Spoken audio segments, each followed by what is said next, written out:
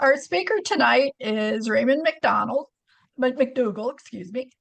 Many of you might have remembered that Ray spoke to our club last November when he presented the minerals of the Bay of Fundy in Nova Scotia, which is an amazing area known for its tremendous tides as well as its minerals. And if you missed it, there is a link on the club website, so you can view it still. Ray was born in Montreal and grew up in Toronto. He's collected minerals avidly since his childhood. He earned a BA in geology from McGill University in Montreal in 1992. And then that was followed by his law degree from Osgoode Hall Law School in Toronto.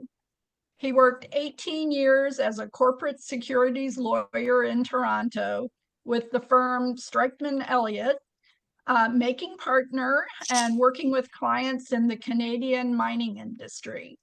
His love of minerals persisted, and he retired from law in 2013 to pursue his mineral love full time. And he founded McDougall Minerals, which has a great website if you want to check it out, McDougallminerals.com. And his website also shows his skill in mineral photography as well. He's been a member of the Walker Mineralogical Club in Toronto for over 30 years. He's also served as recent chair of the Rochester Mineralogical Symposium. And there should be a link, or will be a link soon in the chat, to his 50th anniversary symposium presentation, because the Rochester Mineral Symposium is now over 50 years old, and it has a similar spirit to our own 81-year-old club. And it's also interesting that a former MSDC president and Smithsonian gem curator, Paul DeSautel's, played a role in RMS history. So we should have a link up for Ray's 50th anniversary symposium presentation soon in the chat. Ray's love of collecting has taken him to many places, and tonight he'll share with us his presentation, Into the Andes, if I can pronounce it correctly, Quiruvilca, Peru. And he will be sharing some of the fine mineral specimens of this mine. So please help me welcome tonight's guest speaker, Ray McDougall. Hi, everybody. Thank you very much for that introduction. It was very, very kind. Rochester, I just should make a note about Rochester. Rochester finished with the 50th. So the 50th was our last. And for those of you who are subscribers to Rocks and Minerals magazine, there is an article in the current issue, the November-December issue, that Steve Chamberlain and I put together to hopefully do justice to what Rochester was and what Rochester meant to everybody. So if you get Rocks and Minerals magazine, look for that, because it's because it was a wonderful event, and we wish it didn't have to end, but it certainly was fun to go out in style, and we did that. And thanks for the note about the video, the talk that I gave as well. It's for anybody who has been or even who hasn't been. We did all of this for people either who had been sometimes or who had never been to any of it. And you know, I hope that if you have a chance, you'll check that out. So I guess we'll start into you were close with the pronunciation. It's Qiruvilca is the name. Quiruvilca, Peru. We're going to start slide sharing here, and I hope that I'm going to get this right. Let's see how this goes. Play from the start. How's that? Did everybody see that? Is that, yeah, good. I see a thumbs up. That's all. I just need one thumbs up, and I'm good to go. That's great. So Quiruvilca is a wonderful place, and so tonight's talk is really, it's about that. but it came about by way of a very specific set of circumstances, and I'll start by sharing those. I just want to note that this is a project that was really an adventure that David Joyce and I both took.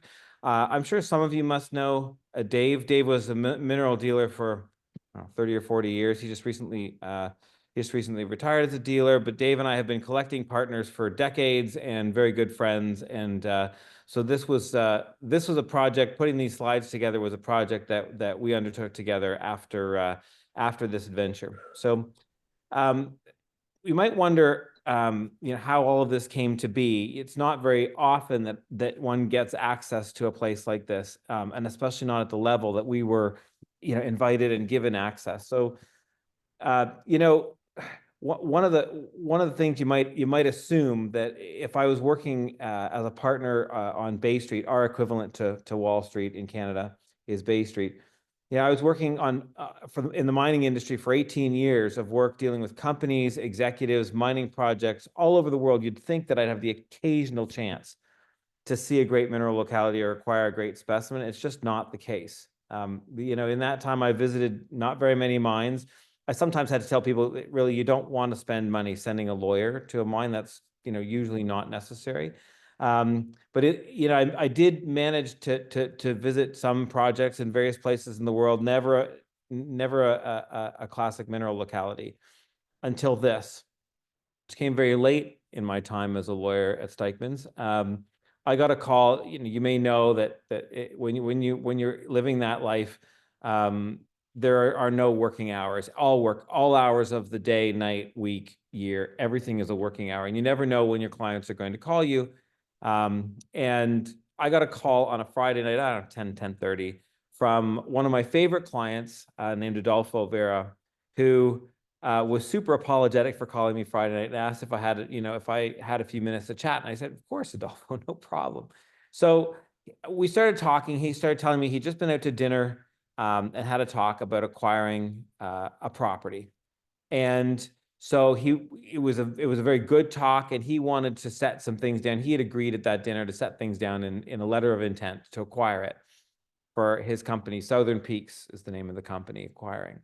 And so we went through all of this. You know how it goes. You go through all the terms. We spent 30, 45 minutes talking it all through. I sketched it all out and was drafting a few things. And then I just said near the end of the call, I said, Adolfo, just out of curiosity, what property are we talking about? I'm gonna have to describe, I have to mention it by name. What are we talking about? And he said, oh, you won't ever have heard of it. It's called Quiruvilca. And I said, yeah, I've heard of Quiruvilca. Quiruvilca is a very well-known mineral locality. Now, Adolfo did know has known, we were, working colleagues, but also friends at that point after years of working together on various things. And he did know I was a collector and a serious collector. And he said, listen, I doubt this is going to be an easy deal to do. There's some complexities. If you get this done, the mine is yours. You can come anytime.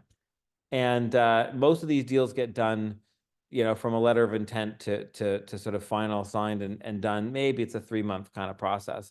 This was tough. This was a hard deal to get done, and it was 15 months to get it done. And as soon as we got it done, he said, when are you coming? So with that, I talked to Dave, and we were on our way to Quiruvilca. So what exactly is Quiruvilca? For those of you who might not have heard of it, it really is one of the world's great contemporary classic localities. Certainly, it's one of the oldest of the contemporary Peruvian producers of specimens. It was probably first visited by a Western dealer when Rock Courier went in the early 70s. And loaded up his rented Volkswagen Bug with so much pyrite that it barely cleared the ground. You're going to see why that is a remarkable story when you see the road. But it's a very important locality. It's a polymetallic deposit. It's copper, lead, zinc with some silver and gold as well. There are many spectacular specimens, and some of them are actually world's best of species. It is not an easy place. It's an incredibly hard place. And great specimens, and this is a theme that comes out in talks I give about various different localities. great specimens are truly not common. We tend to lose sight of that when we see specimens so easily available at a show, but I'm going to tell you about Quiruvilca, and you're going to look at Quiruvilca specimens differently from forever after. Also, before we get going about the mine itself, I just want to make a note about the name Quiruvilca. It's an odd name, and it actually means sacred tooth in the Quechua language. Now, Quechua is spoken by an indigenous group in Peru. The Quechua are about 20% of the Peruvian population, so a sizable group. And when I got to the mine, I asked around. So we were guests of the mine. They were amazing hosts, but Adolfo was the president and CEO, and he set all of this up. So we were taken around by mine geologists and the top people, and I asked around about which landmark is Quiruvilca, and most of them shrugged and weren't really sure. The one just to the left of center here, I believe, is the actual landform that was the inspiration for the name Sacred Tooth Quiruvilca. So where is Quiruvilca? You can see Lima down. Lima is a coastal city. Some of you may have been, but it's a coastal city, and it's about 500 kilometers to the north of Lima. And you can see here on the topography with Google Maps how the Andes rise up very close to the coast at this point. So you actually don't drive to Quiruvilca in any sort of straightforward way. What you do is you fly to Trujillo from Lima. Even though Lima is not really that far, it's a few hundred kilometers. That road, at least at the time that we did this, I should point out, by the way, that this trip was 2013, so it is a while ago. This talk involves specimens right up to, I've taken photographs in the last sort of 18 months for this talk, but so specimens that have come out recently, but this trip and some of the scenery photographs are from 2013, and some of the scenery facts and the like. So in this case, at the time that we were there, the coastal highway between Lima and Trujillo was considered too dangerous from a crime point of view, especially for foreigners to be driving. So the company flew us to Trujillo. The company car met us in Trujillo, and we drove up to Quiruvilca. Now, Quiruvilca, Trujillo is at sea level, and Quiruvilca is not at all. Quiruvilca is way up in the Andes. And I'm going to come back to that fact in a little while. But if you look at where Trujillo is on this slide, you can see to the right of it, there is a valley with a river running through it, and it runs right up into the Andes. That is the Moche River, and that's the route that we take. So starting right outside of Trujillo, it's quite flat, and the foothills rise up very soon. There's sugar cane there, but very soon afterwards, you're up into the Andes Mountains. And here is an example of just looking up the Moche River Valley, and that is the highway clinging to the side there. It's very steep off the edge. It's it's a dangerous road, not in small part because of the way they drive it. There are many vehicles you would not want to run into on that road. That, of course, says danger, flammable. That is a fuel truck. There are various different machines and other things on this road going up to Quiruvilca, and there were other mining and exploration projects further in the Andes that used this as the access highway. This was the highway once you got off the pavement. So the first bunch was on pavement, but it didn't take too long to get into something much rougher, and with lots of potholes. That's on the left of the truck there. You can see that's a motorcycle coming down in that mud. I wouldn't be doing that myself. Very, very slimy, slippery stuff. But and the potholes get quite large on this road. This was a house beside the road. And you can see they desperately wanted it paved. This was when we came around a corner. That's a car in our lane. That's not looking out the rearview window. That's looking at the front as we came around the corner. This guy was avoiding giant potholes. They drive all over the road on this stretch. And those are potholes with a fuel truck to scale. They were very large and deep. it was not a good road. And for many years, and this is again 2013, and this section I understand was paved in the years following our visit. But all of the specimens that came out in Rock Courier's visit and subsequent came over this very rough road. And it's hours to drive it. It's not a short stint.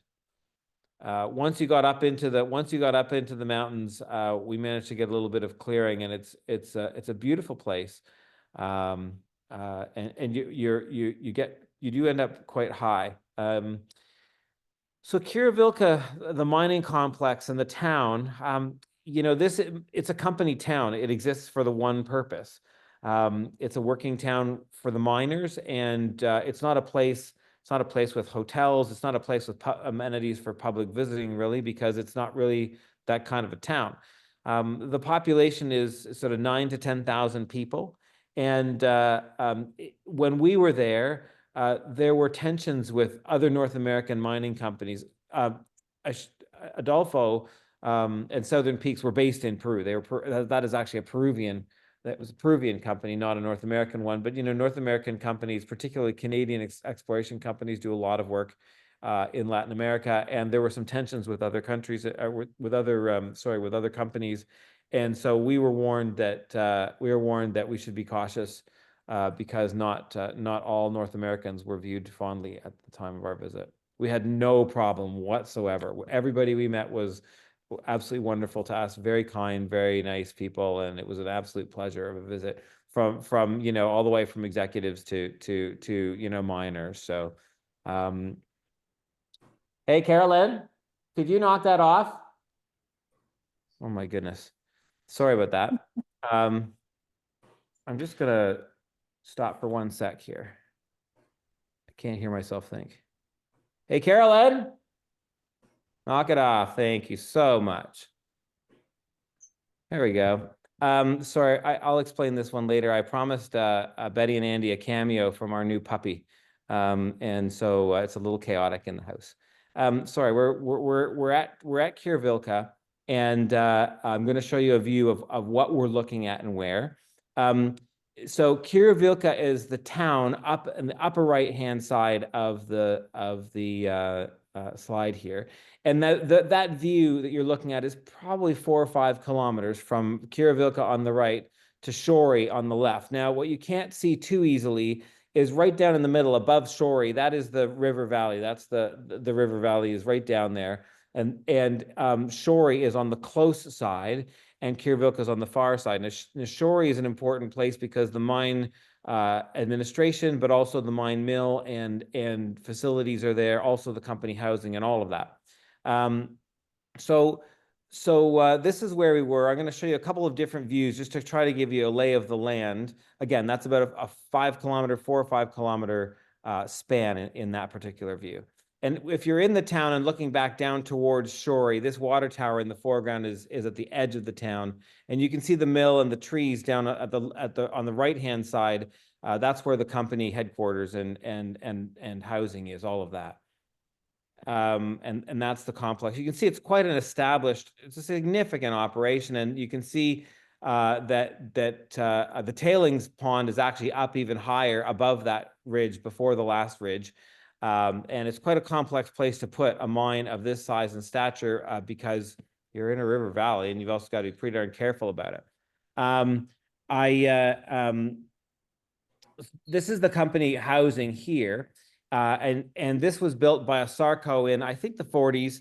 It was a beautiful spot, and we were put up in these houses. It was a really nice place to stay.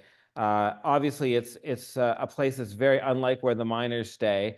It's a gated executive housing community, and everybody that we met was incredibly accommodating and kind. And it wasn't just because we were there as company guests. I mean, these were really genuinely kind people, and it was an absolute pleasure to visit with them and talk with them and learn from them. And as I said, this is gated because, of course, there are a variety of different types of things that go on in places like this. And here's just a view out into the valley, just from inside the housing area out into the valley. This is the town of Quiruvilca, a very different situation. So a few kilometers away, about 10,000 people live crammed into this place on the valley side, and it's quite tightly packed. There's not a lot of vegetation, and this is really miners' housing. That's what it is. If you look closely in this picture, you can see there are rocks holding metal sheeting down on roof tops to help it stay and not blow away.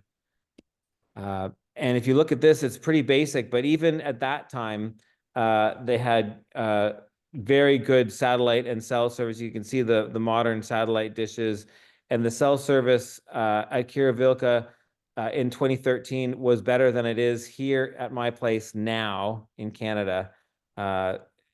11 years later, which is really more a damning commentary on our local provider, on our national providers than it is on Quiruvilca. But Quiruvilca had all the amenities it needed to run the way it did. And I'm going to stop on this slide for a little bit. This is an important slide to me.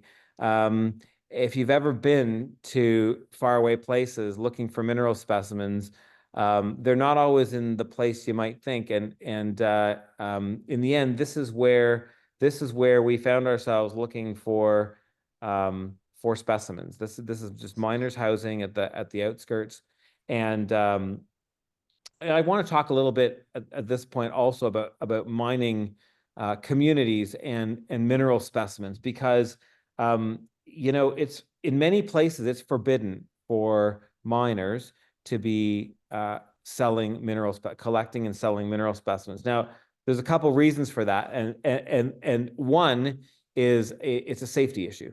If miners are jumping in after a blast to jump into an open pocket, they are inevitably putting themselves at risk, and that's obviously something companies worry about. They have liability for that.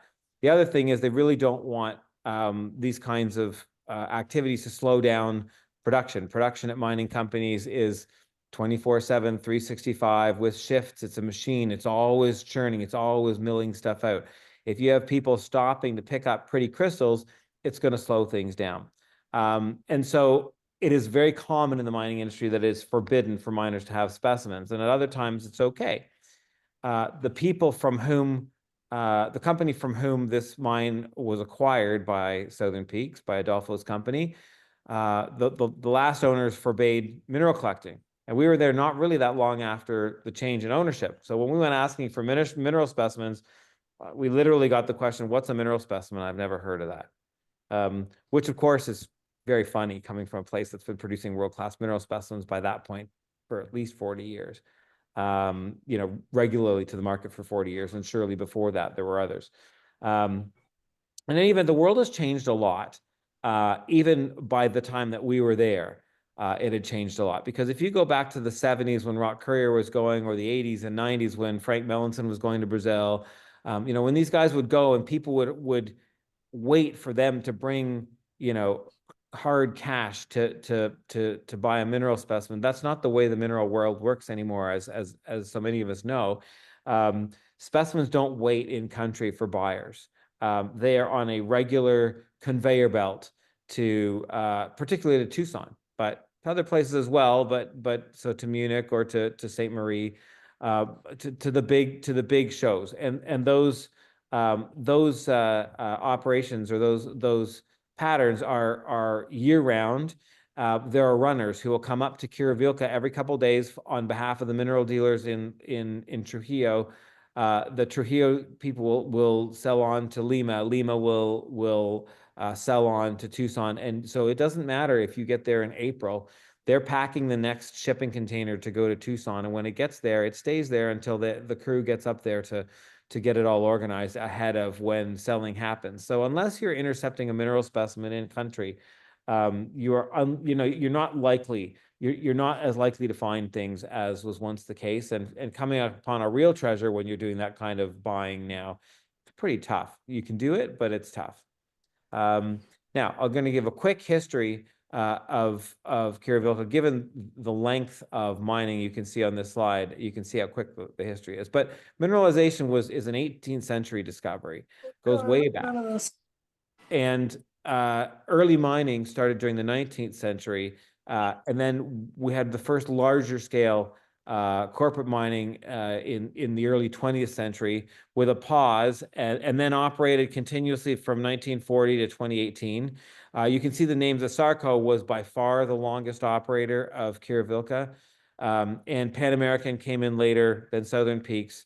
Ultimately, it was sold to Leader Resources, and it was put on care and maintenance, which means it has been paused. There's no production because polymetallic mines are highly dependent upon commodity prices like this, particularly when the ore is the kind that and the operation is the kind that this is.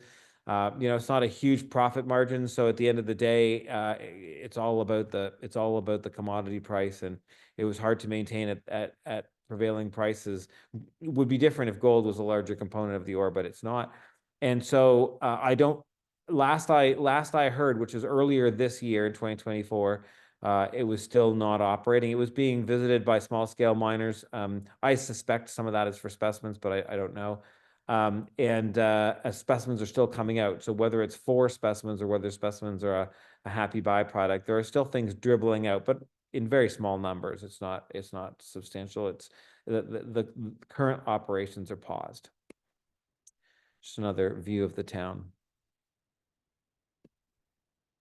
And I love this spot and this shot of the town. This is the head frame known as the Elvira head frame, or the Pique Elvira, meaning the shaft, the Elvira shaft. And I mentioned the name just because we're going to come back. We're going to come back to it in a minute, and you're going to see it from a different angle. That looks like a really cool historic thing. That is the mechanism that lowered us down. That is still very much in operation, or was, and that is a current working. That is what was lowering the cage when we were going down into the mine. Don't get too caught up on anything in this of the technical content of this slide. I really put this in here because I wanted you to see, and I'm sorry the font, the names are a little hard to read, but I wanted you to see those 5 blue circled areas. And then if you look right in the very middle, just below the very middle of the screen, you can see the Pueblo de Quiruvilca there, the actual town site. And between that and the Elisa oval there in just above the middle, you can see the Pique Elvira right in the center. So the zone that we in the mine under the mountain that we're going to go into through that area is behind the Pique Elvira. It's just helpful for you to know that, to have a little bit of a lay of the land. Now we were in Elisa, and to the left there, Codiciata. We were in those two. The early stuff that came out, for which Quiruvilca became famous to begin with, was to the right and below the town of Quiruvilca, the Luz and Helica in particular. There were large orpiments and enargites there that were very special, but it's historic mining, and a lot of that is flooded. So that helps to explain why when we were there, we weren't able to see any of that, is because it was not accessible anymore. I'm going to really quickly talk about geology. They're layered volcanics. It's Miocene, and the formation's about 2,000 meters thick, so it's pretty substantial. It's pretty thick. But Miocene, in my world anyway, Miocene is incredibly young geology. That's 10 to 20 million years old. I mean, the stuff outside my window is 1 billion years old, and that's not as old as it gets by any means. So these are very young. These are very young rocks and young intrusives. The rock types include andesite and basalt flows, and the intrusives include some andesite stocks and dikes. So in other words, there are planar intrusives, and what you have is ores that are in mesothermal deposits that are grading outward into epithermal deposits. So there are a couple of different slides I can show here to give a bit of a sense, but what you're thinking about when you look at the next slides is that there are really 4 different concentric zones of the geology here. And the enargite zone is the innermost, And then the transition zone has copper as well, leading into a lead zinc, a zone they call the lead zinc zone, and finally a zone they call the stibnite zone. And the stibnite zone doesn't have much in the way of operations from it, but you'll see a couple specimens near the end of the talk. So if you look here, you can see those 4 shades of yellow orange are delineated out on the map. And you can see the concentric zoning from orange to less orange to cream to beige yellow. And you can see how those fit in. They're all on the north bank of the Moche River. And by the way, I asked several of the mining people how much what the linear distance of the workings might be. They couldn't tell me. They had no idea. But I suspect it's, we're not even talking tens of kilometers of tunnels. We're probably talking hundreds. It's been there for a long time, and there are just tunnels everywhere and working faces all over the place. Here's a section just to show again, and you can just see the 3 inner zones are delineated there. The copper and intermediate, the copper being the enargite zone, this just gives you a sense of how the intrusives and veinings worked. Each thing that is identified there as a veta is a separate vein that they follow. So we were underground in a couple places, and I just want, before we get to the minerals, I want to show you what that is like, because it's an amazing place to be, an amazing thing to see. It's historic and super cool to be under there. So here's the crew before we went in. I should also note, by the way, that even though this mine is old and you're going to see some things that are eyebrow raising, and I don't know how each operator contributed in the past. I know that our Southern Peaks was pretty much obsessive about safety when we were there. And that's Dave on the right holding the map and being shown where we're going. But we weren't even, when we talk about safety, we weren't even allowed to put our stuff, like to unpack our stuff out of the car or be on foot on site with a 3-hour safety training. Like, no food, nothing. We had to go straight to safety training and be certified before we could do anything else. They were very keen on safety. And you'll see when I show you the next slides that I think in a historic mine like that, you're inheriting workings that weren't always so safe. So when you walk in through, we did most of this stuff it's all walking, other than the vertical travel through with cages.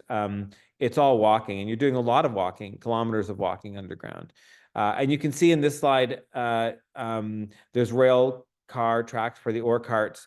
And there are, and you can see the rusty water fluids there. That's acid mine drainage, very common for sulfide deposits, but it's a harsh environment for timbers and for rail tracks. So they have to replace every rail track in anywhere they're using active rails. They have to replace them every 5 years, and timbers have to be replaced every couple years.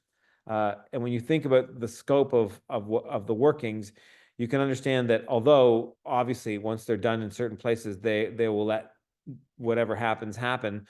They've got to keep the mine stable. So it's a lot of work just to keep a massive complex like this running and standing. This is just an emergency exit, so to speak, partway in if you needed to get it out because of a collapse or something else. This was the way to crawl up, and it wasn't very big, but you could certainly have made your way out that way. This is one of the older stopes that is now mined out. You can see the rock bolting and screening on the right, and some timbers holding it up. Even though this is a polymetallic mine, I thought that we would be talking about something that would be relatively hard rock, but this wasn't. A lot of stuff was sort of clay and really not that competent, and I think that really led to stability issues in the various stopes. By the way, you might wonder what all those little dots are all over the picture. It's not water on the lens. It's rock dust from operations and catching a flash. There's rock dust everywhere in there. Here's Dave. We were taken around. They knew that we were looking for mineral specimens, so they took us around to places they thought might be prospective. And this particular spot had some chalcopyrite you can see, and some sphalerite. Nothing that any of us would consider significant specimens. Some crystallization, but and very cool to see in the wall, but nothing that was a keeper per se. Here's one of our hosts, the mine geologist, explaining something to Dave about a particular ore section that they're looking at. This is high ground that we're in. So we finished a day underground at Quiruvilca, and we're in the Alpine, so we're at 12,500 feet, and we'd come that way, and you can see it's now this is in their fall. This was April, so it was nice. There's no snow at this point, but it's high ground for sure. And so you're going to meet my best friend. This was Mr. Oxygen Tank.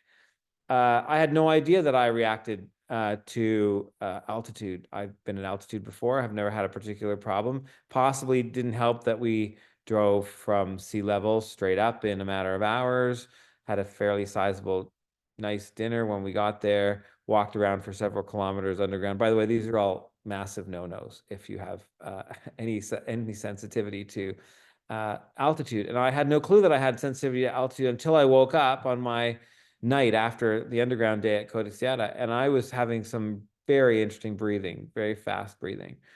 It was fine. And so the next morning, the woman who was looking after the house we were staying asked how my sleep was, and I said it was okay, but my breathing wasn't that great. I thought maybe it was the altitude, and she said sit, and I said no, I'm fine now. She said no, sit, and she was not going to let me move.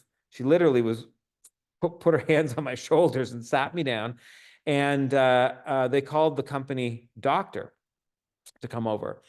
I really didn't know a lot about altitude sickness, but apparently you can pretty much drop dead on the spot from it, and they're very, very careful about it. And of course, they're all acclimatized, but I was not. So the company doctor came over. He insisted I go to their little, medical hospital office on site. It was like a block away. I was all ready to walk. No, he brought an ambulance. Very embarrassing, really. There's nothing wrong with me. But anyway, so he hooked me up with Mr. Oxygen Tank, and I was grounded the next day. So while Dave got to go collect seligmannites underground, I had to sit here with Mr. Oxygen Tank for a day and recuperate, which was fine.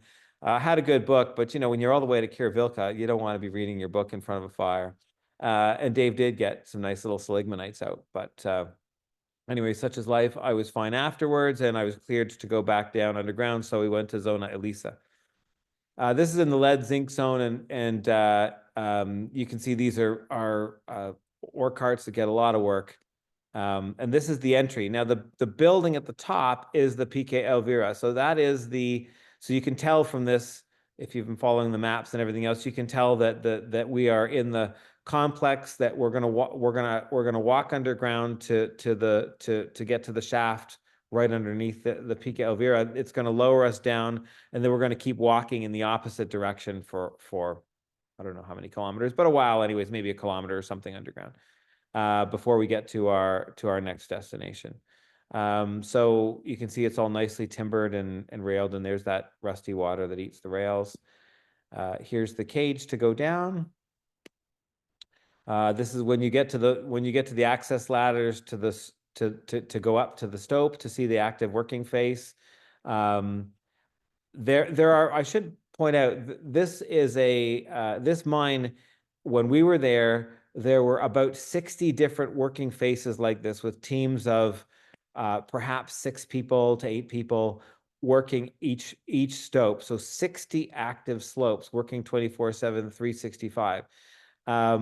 And when you realize that only a few mineral specimens come out of the mine, like very fine mineral specimens come out of the mine a year, even though there's 60 teams working 24/7, 365, begins to give a different perspective on specimens from Qiruvilca when you see them.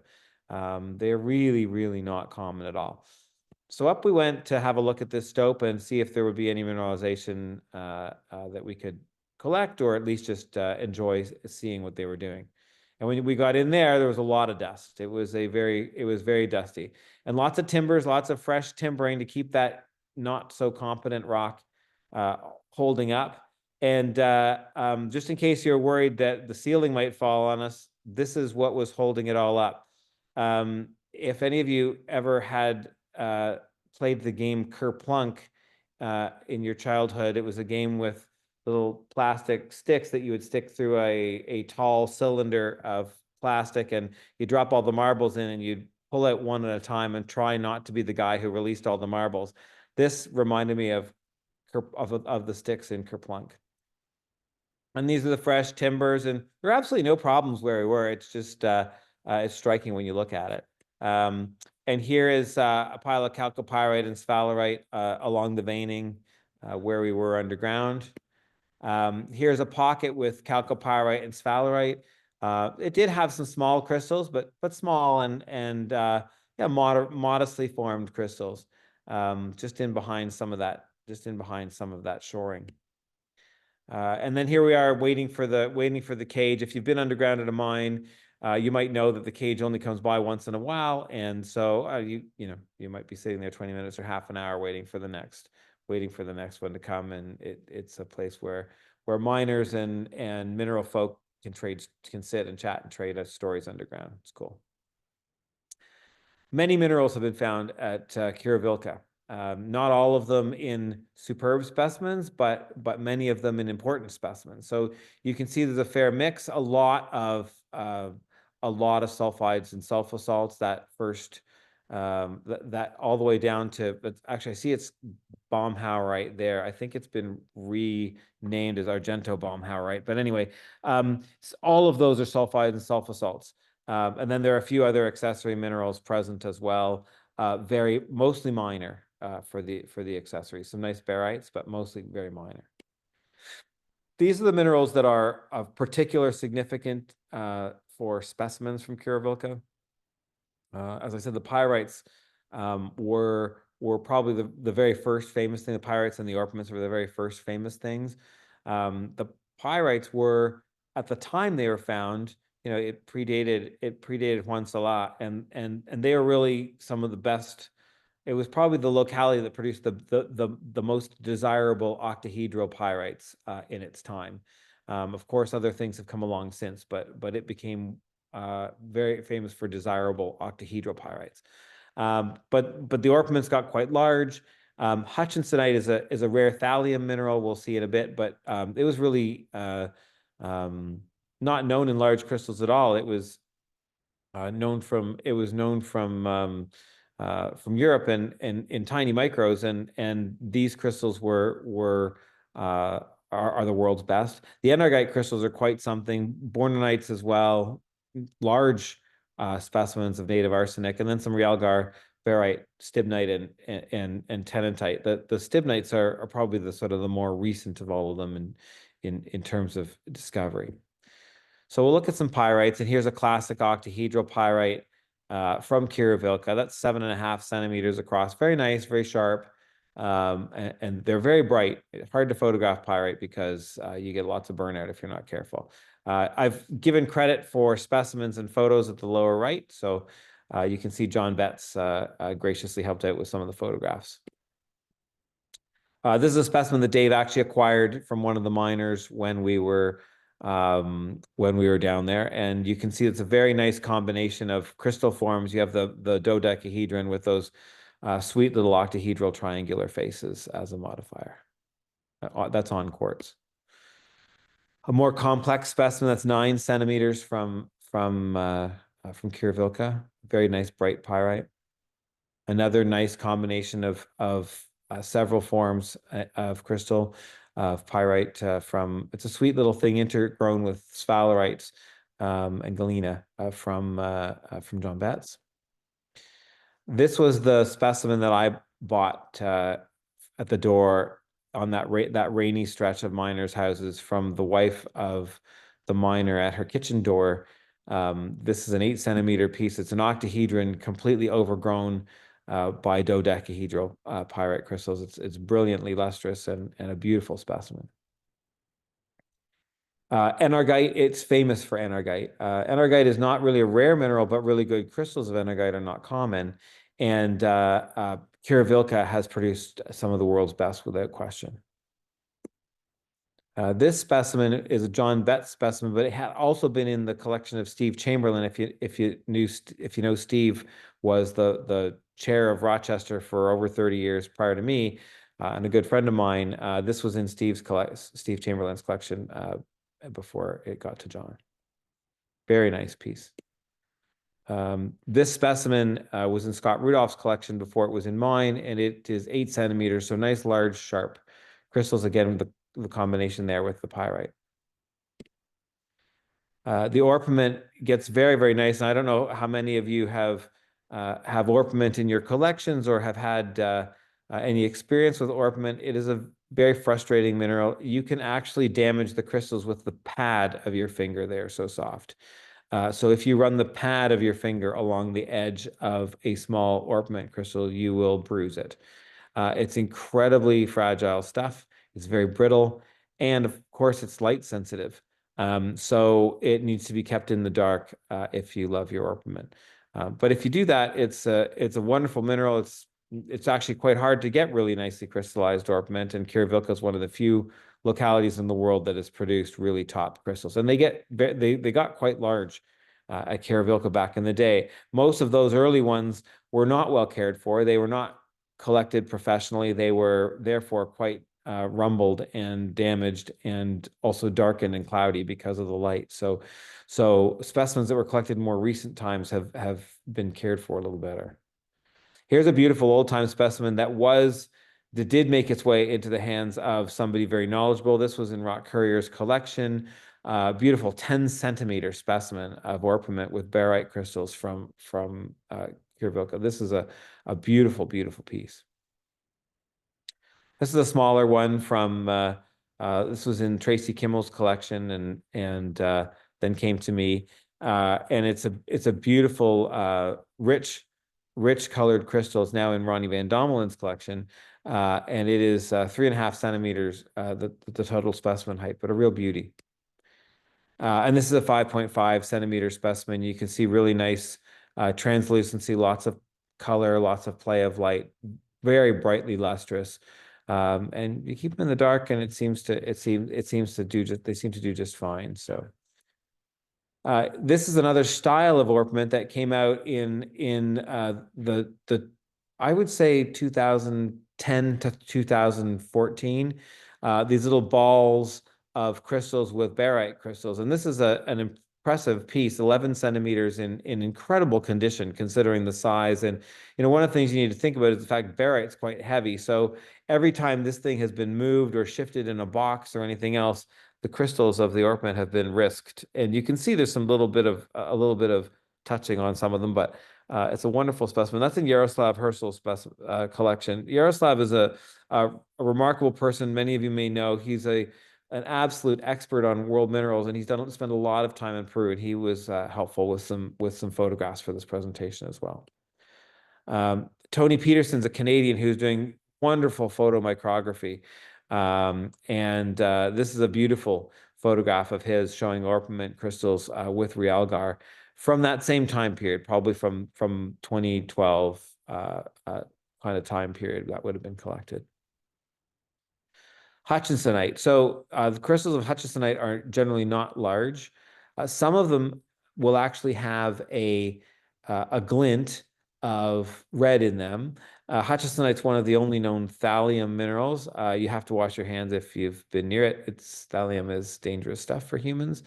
But as specimens, of course, they're beautiful, bright, mirror lustrous crystals of this very, very rare mineral. It was quite a discovery when it came to the world. I believe Bill Pinch was involved in determining that that was in fact what we had coming out at that point. There's a hutchinsonite specimen with orpiment. That was a Dave Joyce specimen. Here is hutchinsonite with in a beautiful spray, very bright. with nice reddish orpiment, deep orange orpiment. The purplish is the Argento baumhaurite, and then of course some colorless barites scattered around as well. That's a large one. That's the Yaroslav Herschels. Those are crystals of 1.3 centimeters. That is very large for the species. And if you look really closely to the right-hand side of the photograph in a couple different spots, including in that spray in the middle crystal, you can see little glints of the internal red. It's a photograph that manages to capture both the brightness and the red. There are some really nice bournonites, not very many, but some really nice bournonites have come out over the years. As have some seligmannites, and we'll see those in a minute. They're related. This is a tenantite, the small group. It's pretty recent. This came out a couple years ago. Very, very sharp tenantite crystals from Qiruvilca. Another thing that just came out a couple years ago, these are beautiful, brilliant arsenopyrite crystals. We really have not seen much arsenopyrite out of Qiruvilca.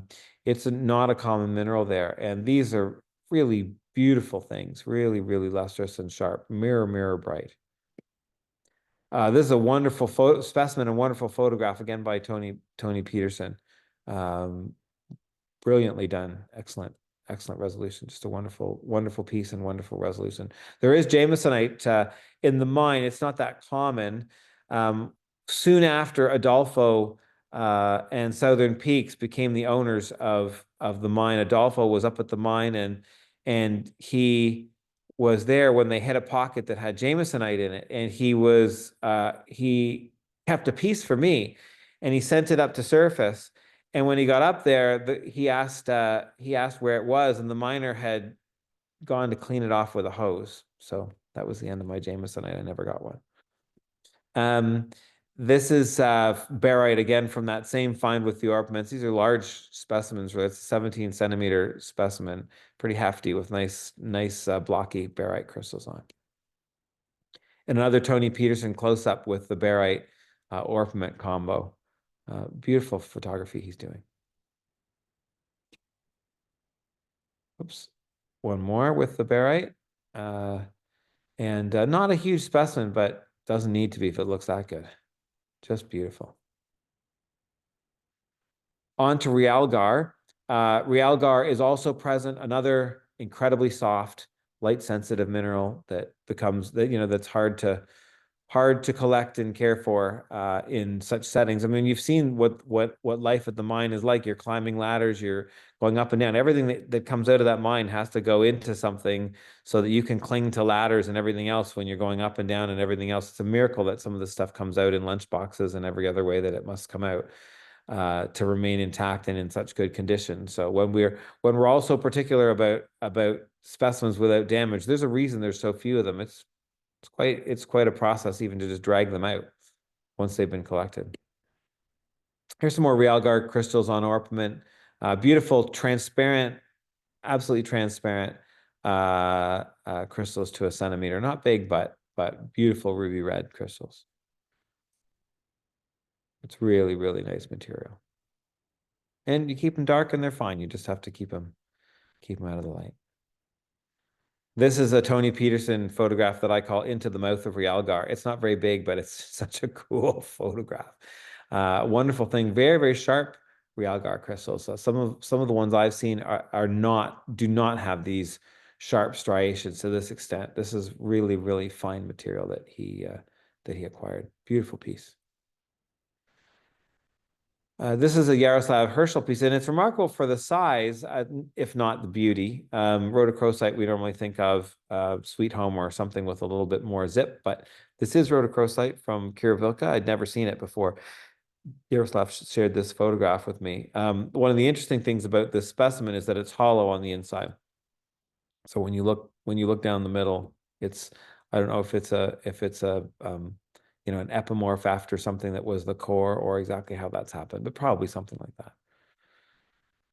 A native arsenic may not be the most beautiful thing in the world, but these are world-class specimens. This is an 18-centimeter botryoidal native arsenic and a 10-centimeter one. Very, very cool stuff. These are little wavellite crystals on on quartz with pyrite. I actually just noticed today when I was looking at something else to confirm the Argento baumhaurite name. I noticed that wavelite's not yet on Mindat for Quiruvilca. It should be. This came from the miner's wife, so I know it's really from there. It did not come from a dealer with a mislabel. And here's another one. Those are only crystal balls to 5 millimeters, but they are really cute little ice ball looking things with tiny, tiny sphalerites and enargites beside them. Galena is quite uncommon in decent crystals. This is a very nice specimen Yaroslav has. And I promised some stibnite from the stibnite zone. And this is really quite spectacular for there. Most of this was prospect type workings when we were there. We didn't get a chance to visit the stibnite zone, but they were not producing in the stibnite zone when we were there. And there's another absolutely beautiful specimen of stibnite and I would never have guessed it was from Qiruvilca had Yaroslav not told me about this. The famous seligmannites while I was sitting reading my book with my oxygen tank. These are small specimens, but super cool. A wonderful, less common sulfur salt mineral. And those are Dave's photographs, but really, really neat things with this really cool, colorful metallic patina on them. Small but sweet. I wanted to say something about mineral specimen labels from Quiruvilca. You see several names on the labels, but everything is just, it's all the same mining complex. There are not separate localities up there. I've seen labels that try to define separate localities at Quiruvilca. It's not. It's all one, unless you're going to go and name the zone and name the different mining zone like Elisa or Codixiata that we were talking about. I've never seen that on a label. That would be an appropriate way to narrow down a label, but I see different types of labels. One thing you do see for sure is you see the Asarco mine as the name from the Asarco era, and that's fine. There is only one mine at Quiruvilca, so most labels simply say Quiruvilca. I have seen it referred to as the Libertad mine. Libertad is just the province where it is. And it shouldn't be called that. I think a Sarco mine, if it is a specimen from that era, would be fine. But frankly, I think that the correct labeling is Quiruvilca mine or simply Quiruvilca, and there's no way of making a mistake as to where it was from, because there's nothing else. There's nothing else in terms of competing localities right there. We'll just do the descent through the Mote Valley. It was a beautiful descent, and since on our way up it was a bit misty, we can have a bit of a better look. It's a wonderful area. It's really it's very beautiful and rustic, and as I said, the people are incredibly nice. We only met really kind people at every spot along the way. And you come back down, you get into some areas where there is a little bit of agriculture and a little bit of farming. The further you get back down towards Trujillo. And you can see, if you look in at this section of highway, you're back on paved highway here, thankfully, but look at where all those vehicles are. They're all over the road. There's no concept of right lanes or anything like that. And unfortunately, about 10 days after we were on this highway, a bus was run off the road and went down the valley, and 70 people were killed. It was a dangerous road. They drove like hooligans, and I hope they're a little more careful with it now than when we were there. But somehow I doubt it. I think they probably still drive it in a way I would certainly not. A lot of thanks. This had a lot of different inputs. Obviously, Adolfo and Southern Peaks. None of it could have happened without them and the people on the ground at Quiruvilca were all incredibly accommodating and helpful, and got us to places we'd never have got to otherwise, and also helped me out with some oxygen. Yaroslav and gave a lot of extra information and is is a wonderful resource and an incredibly knowledgeable person. But Yaroslav, John, Tony, and Rock for the photographs as well. And I don't think I have anything else to add. If there are any questions, I'd love to answer them.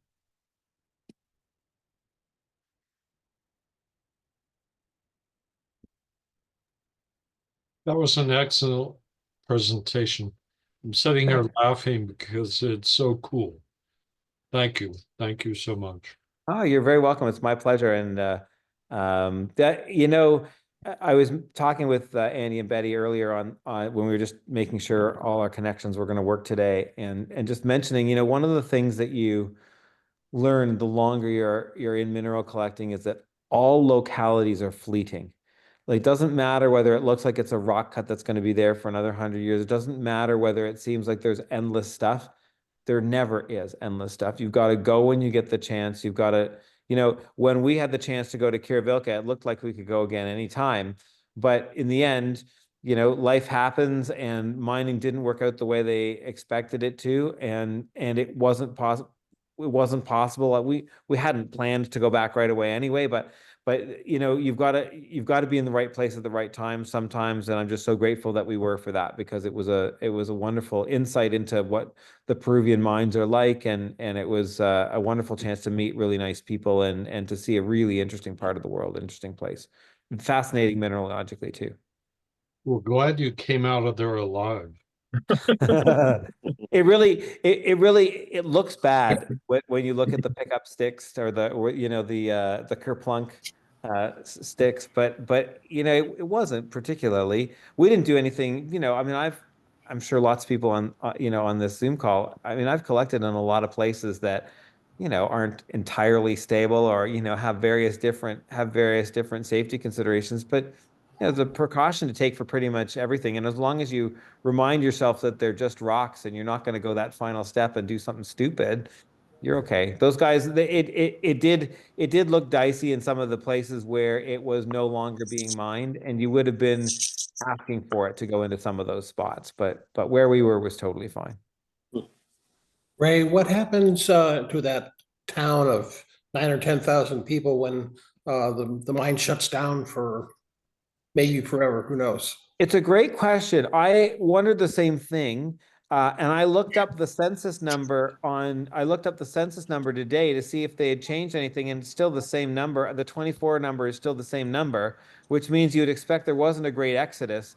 There were other mining companies up there doing exploration and development type work when I was visiting, and that was 10 years ago. So I imagine that there are probably other operations where miners could find work. And some of the people who worked in Qiruvilca certainly didn't live in the town. They would bus in from other places. And then, I've seen and heard that there are small scale mining things going on there. I can't imagine they're keeping any of the buildings running. I can't imagine they're doing any of that stuff, but I'm not sure that that's who was living in the town anyway. I think that the town was more the underground miners, and I suspect that many of those people are able to find employment in other mining operations, in and around. And, I suspect that some of them have to travel and be away from their families for chunks of time when mines close down or go on care and maintenance. But that's the best answer I have. I wondered the same thing, and I think the town's still there and still standing, and just not. I imagine that the whole complex where we stayed is very much just under care and maintenance at this point. Oh, and I really enjoyed the Rocks and Minerals article, and thank you for those many, many years. I made it up to Rochester a couple of times over the years, and it was always a fantastic experience. Thank you so much for saying so, and I'm so glad you enjoyed the article. It's I feel really strongly about those symposia. Rochester, but now that Rochester is gone, I was just this past weekend in Socorro at the New Mexico one. You folks may know John Rackavan moved out there, and he is now the chair of that symposium, and doing a great job of it. New Mexico is a long haul for all of us on the East Coast. It was, and even longer if you're coming from up north. Like I was, it was about 15 hours door to door. But it's a chance to meet people and talk to people who you may not interact with otherwise. And that was the most important thing about Rochester to me. I met all these amazing mineral people who are all now mineral friends who I would never have met if not for Rochester. So I think those kinds of things are really important. And I'm so glad you got a chance to go to Rochester. And if anybody has a chance to get to Socorro, it's a really nice event too. Very similar. And also Quinton's Playroom. Yes, well, It's interesting. You should mention Quentin's playroom. So Quentin will be happy to hear that basically the whole Friday on of the Socorro, the New Mexico Symposium was Micromount Day, and so there was a very full contingent of avid micromounters at New Mexico this year for sure. It was great. Sounds great. Two thoughts, Raymond. The article that Dave mentioned and you were just talking about in Rocks and Minerals. I think there's a link to that in the chat if somebody wants to get that reference. It came out in November, I guess, in 2023 or 24. It's just now. It's just this last issue. Okay. It's so new that when I got to Socorro and saw Marie, editor of Rocks and Minerals, she said, "What do you think?" I said, "Well, I don't know. I haven't seen it yet. I live in the hinterland. It's me in a month." So she gave me an extra copy for the plane for the ride home. So I got a chance to see it. I love what they did with the layout. It was really overall a very, very nice team effort to get that Rochester story told. So Great. But I did have one question. About halfway through the slide programs, you identified like there was a tangle of ladders and such. And you mentioned that there were 6 people to a team and there were 60 working teams. correct. My question is, what were they doing? Are they passing down chunks of poly minerals, or are they looking for specimens, or what's going on? Yeah, so because of the nature of the veining at Quiruvilca, sorry, I should have elaborated on that a little further. Because of the nature of the veining, these working stopes, so those little horizontal tunnels, like you saw with all of the timbering across, that's a working stope, and as they push that further back, they timber and then they move further back into that they're following a vein, or they're following a narrow mineralization zone. And yeah, they are blasting it, and then they are literally, mucking out the junk, and they're sending down the ore to ore carts through a chute, and they are ultimately sending the ore out in ore carts after they've been loaded, and there are 60 little working faces, or there were at the time about 60 working faces doing that round the clock when I was there. And that's how the minerals were produced. They are produced by little 6-man team, drilling, blasting, mucking, sending the ore down the chute, and then sending it out the front of the mine. Then there was even more to it, because of course, if you think back to the maps that I was showing you, all of the processing facilities are on the far side of the valley. So all that ore had to make it down one side of the valley, up the other side of the valley, all of that. So yeah, but that's how the actual mining process worked. And so that's all they were doing. And we were taken to see a couple of the different teams where they had been into coarse enough mineralization that they thought we might see actual crystals of something. And that's how that worked. Thank you. It's great. So at that point, how are they making money? What minerals? Okay, so it's a complex ore body with lead, zinc, and silver, and copper. And the silver and the copper were quite important at times. The silver is not in silver mineralization. It's content in galena. And so you're not seeing wonderful silver sulfur salts like we all wish would be hanging off walls when we go into a mine. There is nothing like that. And so the processing is complicated by the arsenic content in the ore. And so it was a bit of a metallurgical challenge for them for that particular ore, and I think that makes that ore harder to make it profitable at times. But that's my general summary. I don't know if that helps you, but those are the minerals they were after. There's a little bit of gold byproduct too, but it wasn't mined for gold. Do they use froth flotation, and is the product a concentrate? You know what? The product I believe was a concentrate, and I was not up to the mill. We didn't get up to those processing facilities. We were, as you might imagine, you're a mineral guy and you get a chance to go to spend time at Qiruvilca, you're going to spend as much time as you can searching for minerals. So I don't know is the answer but it was a concentrate they were shipping. So And lastly, do you know, is arsenic a problem with the drinking water in Quiruvilca? I don't think so. But I don't, um, I never really asked them. I never really asked them about that, and where we were. I don't honestly remember if we were drinking only bottled or not. But I didn't hear anything about that. What I would imagine is it would be impossible to have no issues at all from an operation like that. Just by always the issue that you worry about when you have sulfide mining like that is bringing pyrite out into the open, because as soon as you mix oxygen and that sulfur and rain, you end up with sulfuric acid, and then it dissolves all the happy, nasty, metal components out, and that's when you get your arsenic out into things. And there was certainly acidic mine water in the mining operations, but exactly how they dealt with it and exactly how when the river didn't look bad where we were, but exactly how they we've all been to mine sites, historic mine sites from before the days when there were environmental protections, and you see these terrible, rusty rivers that have no hope of sustaining any kind of life. That's not what the Moche River looked like at all. But I don't know how they contain that, or to what extent acid mine drainage might have been something that they had to mitigate too much. Because again, we just, we had so many conversations. Most of them were in Spanish. Dave and I both have pretty limited Spanish and manage our way through, but I'm not sure that we asked every question we could have asked when we were there. All right, thank you. Okay, I've got a question. Uh-huh. Jim Hurd, We did. you were saying they were stoping. I've got a mining background, so I'm familiar with underground mining terms. Now they were drifting.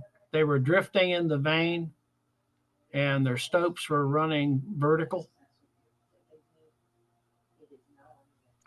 I'll let you apply the right definitions or the right terminology if I've got them wrong. But yeah, Well, I mean, you're saying it's a horizontal entry, and they were following the vein with a horizontal entry, right? correct. Once Okay. you And yeah, drifting ahead and drilling and blasting to Correct. extend that drift. correct. Right. But when they were mining it, were they mining up into the vein as well? Some of the passageways showed were ladder ways, like up in Yes. rays, and then they probably had Yes.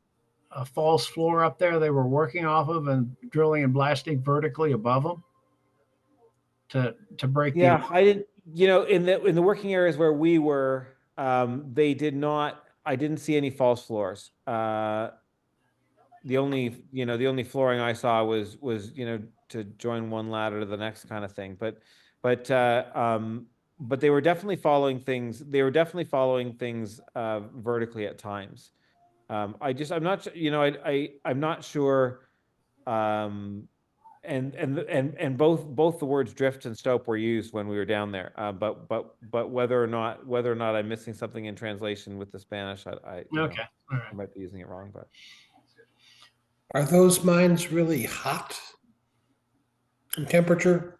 It was warm in there. It was warm and humid. It was about, outdoors. It was about 10 degrees Celsius. So I don't know, 40s centigrade, 40s Fahrenheit. But indoors, yeah, it was pretty. It was warm. I wasn't sweltering, but it was much warmer. Yeah. I mean, we were walking and working, and we were at altitude, and our bodies were probably, resenting some of that, and we were carrying rocks and equipment and everything else too. So possibly some of the heat was due to what we were doing, but it was definitely warmer. But it wasn't scorching hot inside. Ray, I have a question for you. Yeah. You showed a picture of the little miners' houses that you were trying to buy minerals. Were you able to buy anything from the miners? Yeah, so that we were so there were a couple of specimens I mentioned. So there was a Dave there was a Dave specimen that showed pyrites with some nice modifications on it. My nice octahedral one with the overgrowth of dodecahedral crystals was from that. The wavelite on pyrite was from there.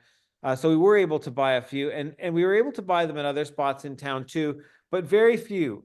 We really didn't, and it was mostly because it wasn't mostly because that they were worried about selling us mineral specimens. I know I talked about that, and some people certainly didn't want to talk about that with us at all. They were cagey. But it's really mostly because the world is such now that there are these runners and specimens are leaving town all the time, and people can get, a little bit of extra supplemental income regularly, and they don't have to sit on specimens and wait for people to come. So specimens are just leaving town all the time, and that's why you can't buy that many by going to a place like that. Unless you know somebody who's, we all have contacts around the world who are keeping their eyes open for us, and who once in a while we contact and they've got something great, or they contact us because they've got something great. That happens too, but if you're just going like we went to Quiruvilca and knocking on doors, it's a lottery. I'm curious about the language because the Quechua is different than Spanish. And how did you handle currency? Oh, so we weren't Quechua is the indigenous language. So we're just speaking, I mean, the name of Quiruvilca comes from that, but they're all speaking Spanish. And currency, I mean, how do we buy specimens? Yeah. In the I don't remember actually if we used US dollars in the town or not, but the international currency for mineral specimens is the US dollar. In Europe, euros are fine too, but obviously in Europe, euros are good. But I mean, those are the two currencies you do most stuff in, and so certainly if you're in Lima, they're expecting you to be paying with American cash. Thank you.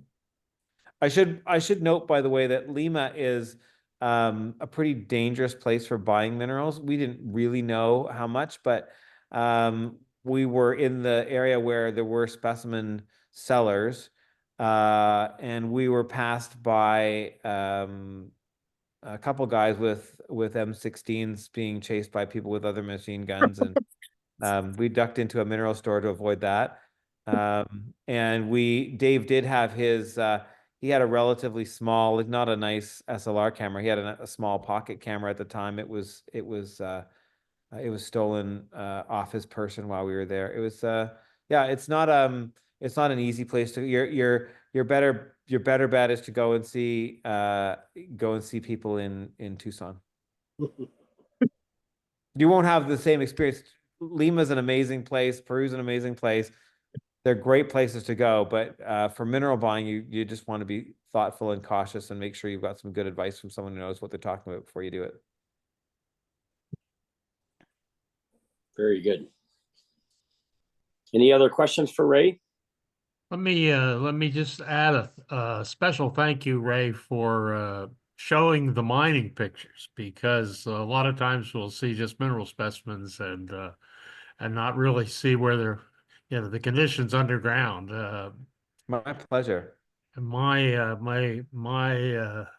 can relate to your oxygen story. I had an opportunity when I was working in the computer field to go to an operation near the old Cerro de Pasco mines, and Sure.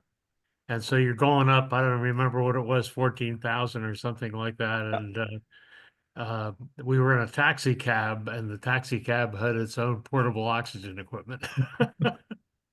I'm sure they'd have to. And yes, for those who don't know, Cerro de Pasco was probably the earliest of those operations, those mines, and very famous old Peruvian locality. But yeah, it's amazing to see those places, because we see all these wonderful shiny pyrites at mineral shows, for example. We know they come from Peru, and we don't stop. We don't have a chance to see what it looks like, but that's what it looks like down there in those places. Yeah, the majority of the pyrites these days are coming from Juan Sala, but there are still very nice, beautiful modified crystals from Peru, from Quiruvilca from time to time. At the beginning of your talk, you mentioned a heavily loaded wagon of pyrite, yet iron is not mentioned as a commodity. Why were they collecting pyrite then? Well, the pyrite is just in the mineralized zone. It's the common accessory. And I don't think there was any reason to be, I don't think there's anything contained in the pyrite that's economic. It just occurs everywhere where the other economic minerals are, the enargite and the chalcopyrite and sphalerite and galena. It's occurring in the same places. But the reason that the reason it became known as a mineral locality was absolutely because Rock Courier found out when he pulled in with his Volkswagen Bug that there were amazing octahedral pyrite crystals there, and he loaded his Bug to the hilt with these things. Apparently, almost broke the thing. And there's this, that is actually in an article in a mineralogical record somewhere. If you have mineralogical records around that story, that Rock Courier story in Quiruvilca is in a mineralogical record issue.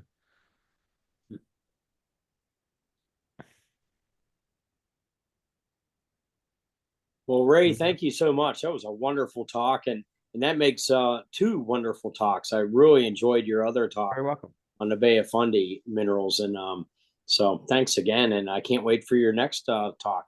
Have to put the next one together. Very good. Well, it's okay. I have a couple others in the works, so we'll keep up with each other and figure that out. Really good, Ray. Thank you. Thank you very much. Thanks all. Thank you. Good night, everybody. Night. Night. Congratulations, Dan. Thanks.